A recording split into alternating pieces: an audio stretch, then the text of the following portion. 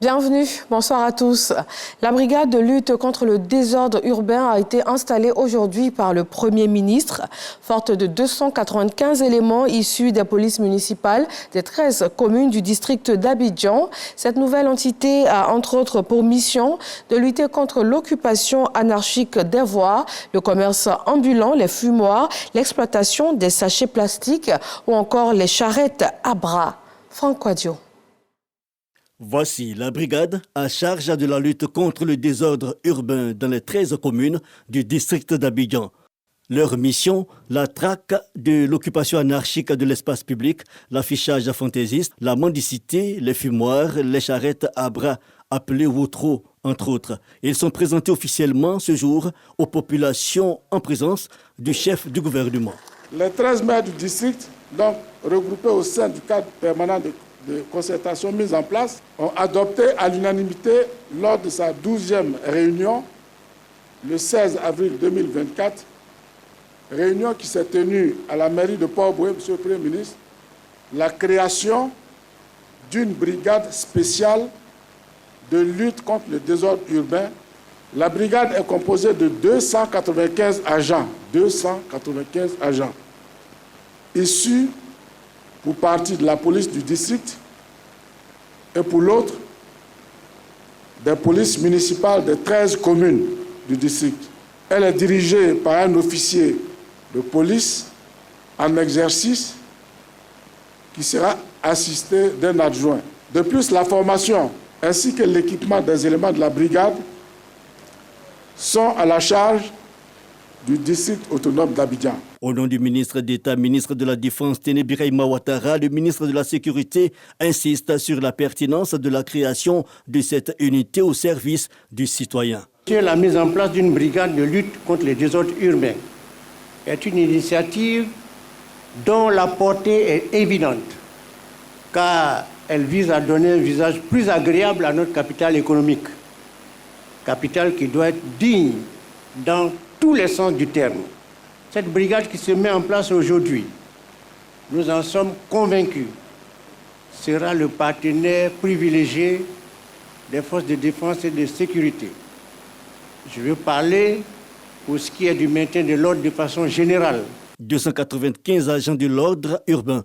La réussite de leur mission est conditionnée par le soutien populaire. Cela est noté par le Premier ministre à charge aussi du cadre de vie.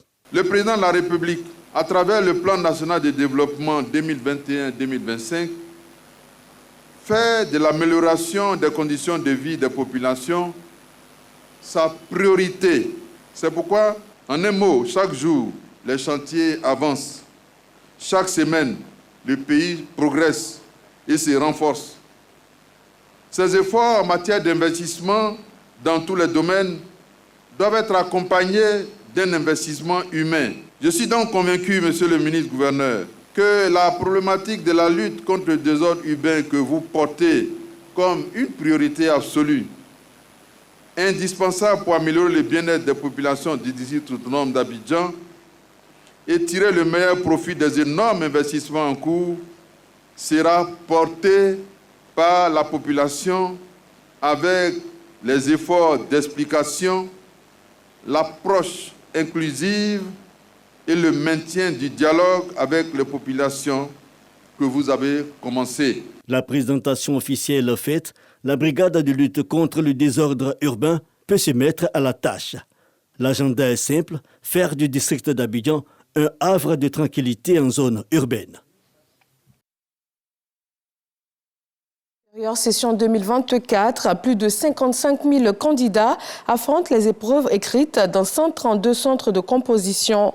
Le ministère de l'Enseignement supérieur et de la Recherche scientifique enregistre 66,15% de candidats dans les filières tertiaires et 33,85% pour les filières industrielles.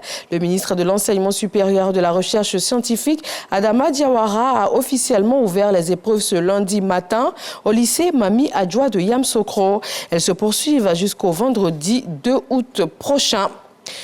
Sur la scène internationale, c'est le réchauffement de l'axe Khartoum-Téhéran. Le dirigeant du Soudan, le chef de l'armée Abdel Fattah al-Burhan, a reçu hier 21 juillet l'ambassadeur d'Iran.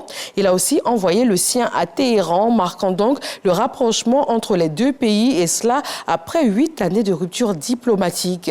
C'est en solidarité à l'Arabie saoudite que le Soudan avait décidé de couper ses relations diplomatiques avec Téhéran en 2016, suite à l'attaque de l'ambassade saoudienne en Iran, qui elle-même a été une réaction à l'exécution d'un éminent religieux chiite à Riyad.